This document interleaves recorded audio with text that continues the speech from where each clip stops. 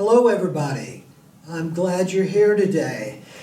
For some reason, it just seems like it's been a long, long time since I've been here, but that's not really the case. I was here last week, but for some reason, it seems like I've been gone for a while. I hope everybody's okay out there. I hope that things are easing up for you and your family. I know this whole quarantine thing is just driving everybody nuts. And so hopefully as we progress into the summer, things are going to get better for all of us. But anyway, I'm glad you're here. For those of you, if this is your first time here, my name is Mr. Paul, and I'm an artist and an art teacher, and I assume the reason you're here today is maybe to do a kind of an art project and maybe kind of learn some things too about art and maybe even yourself. Right? Today is we're going to talk about many things, but before we do that, let me talk a little bit about the materials that we're going to use today to make our art. As always, it's real simple, just white paper, pencils, erasers, maybe a pencil sharpener, and some kind of color like crayons or oil pastels or colored pencils, something like that, so we can make these really bright and colorful too. But anyway, today is about trying to figure out what really matters to you as a person right now at your age. What are the important things that really kind of matter to you? Because the things that matter to you kind of makes you who you are. So, first things first, I want to talk to you a little bit about our inspiration words today. Sometimes it's a word, sometimes it's a phrase, sometimes it's a phrase. But today we're going to talk about what is important to you, what really matters to you. Now, as an old man, there are things that, because I've lived a lot longer than you, I've kind of figured out the most important things that really matter to me. But as a young person yourself, you're still kind of learning that. And that's okay. That's kind of normal, right? To me, what matters to me right now is my family. My family's always been really important to me. And it matters to me about how they are, where they are, what they're doing, are they healthy, that kind of a thing. And I bet you a buck, you're a lot like me in that regard too. Now, what I'm going to ask you to do today is I want you to think of 6 different things that matter to you. And at your age, it could be anything from your basketball game or your soccer game. It could be that new video game that you got and how good you are at it right now. It could be a pet. It could be just your love of animals. It could be anything, right? And because you are of an age right now, you're a young person, you are gonna, the things that makes them important to you are things that you're involved with right now. And again, that's normal. So while I'm talking and while I'm illustrating a few things, I want you to kind of think of 6 things that if somebody came up to you and goes, Ricky, you are 11 years old. Name 6 things that's really important to you right now. And you can go, well, school's really important to me. My family's really important to me. My friends are really important to me. My soccer team, I'm really involved in my soccer team. And I really love my dog. Those are 6 things that are important to you and that matter to you, right? And so what we're going to do with those 6 things is we are going to draw pictures of them to illustrate at this age, right, What's important to you? And I think it would be so cool if after you do this, you date it and you fold it up and you put it in a book somewhere or give it to your folks. I'm sure they've got a box at home or a safe or some kind of thing where they keep important papers, right? And stick that in there. And 30 years from now or whatever, go back and look at it. Go back and look and figure out what was really, really important when you were 11 years old. I think it would be real interesting.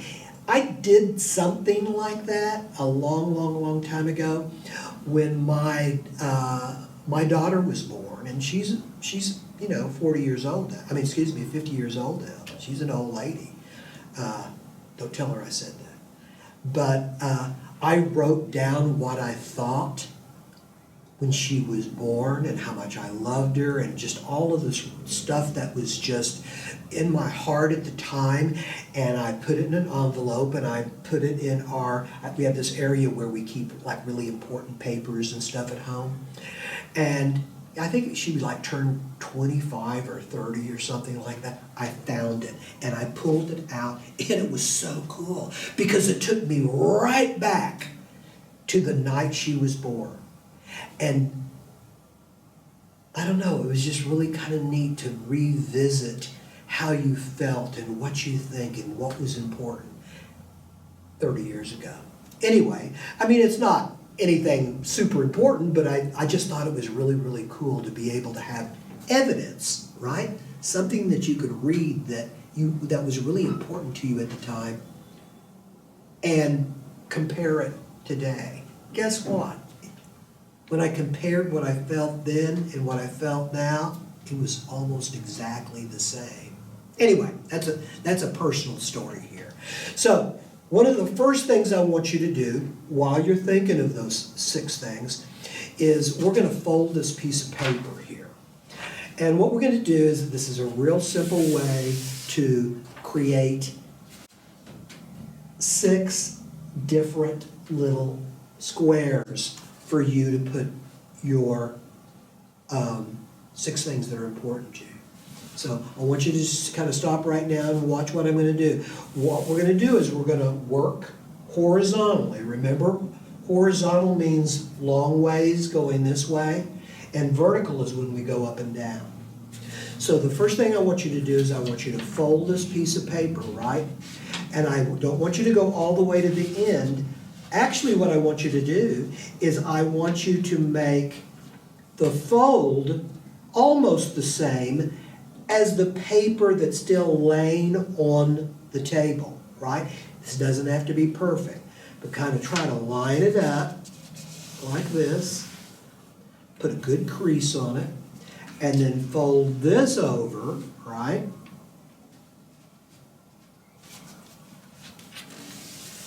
Fold it over, and so when you open it up, you've got 1, 2, 3 panels. To make it 6, you know where I'm going with this, right? What I want you to do now is I want you to fold it the long way. So, when you open it up, you've got 1, 2, 3, 4, 5, 6. 1, 2, 3, 4, 5, 6. And if you want, and you don't have to, you can draw lines along the creases like this. Yeah.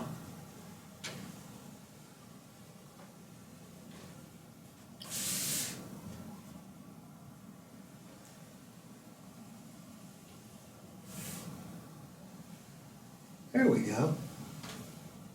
Pretty simple. So, some of these over here that I've picked out, you may pick out too, right? I got friends up here, family, my home, like the house that I live in, art. I'm an artist. That's really, really important to me. Knowledge means I love learning new stuff all the time. You know, you learn all the time. You don't just learn when you're in school, right? You learn all the time. And so I really love that. I always learn, I'm an old guy, but I love learning new stuff all the time, even now. And then, of course, the world. You know, everybody's worried about what's going on in the world right now and climate change and stuff. So the world matters to me too, and the people in it. So, once again, you may have a few of these, but everybody's going to be a little bit different because everybody's different. The things that are important to you, the things that matter to you may not be, you know, if playing Fortnite really, really well is important to you right now, well, you can do it. But I wouldn't draw that because I've never played Fortnite in my life, right? So everybody's different. So once you have this grid, this is what is kind of a grid, you've created 6 places to draw 6 little pictures of what matters to you. As I said a moment ago, if you live in a house or apartment that you really, really like, that's something that should be important to you, right?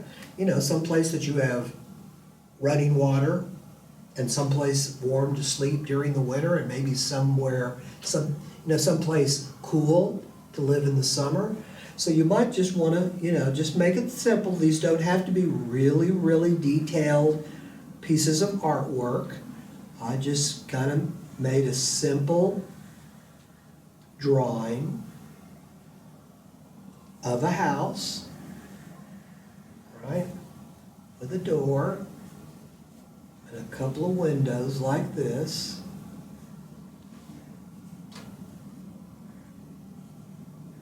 Again, it doesn't have to be really, really detailed. Something that just represents something that's important to you. And if you're home, I'm not talking about your family. I'm just talking about where you live. If you live in a place that's kind of cool, or even not so cool, but it's a secure place, and that's where your family is, then that's important to you, right? It would be to me. And so we'll talk about color in a little bit. Don't worry about the color right now. I hope that you've got your thinking caps on and you're thinking of these 6 things that's important to you.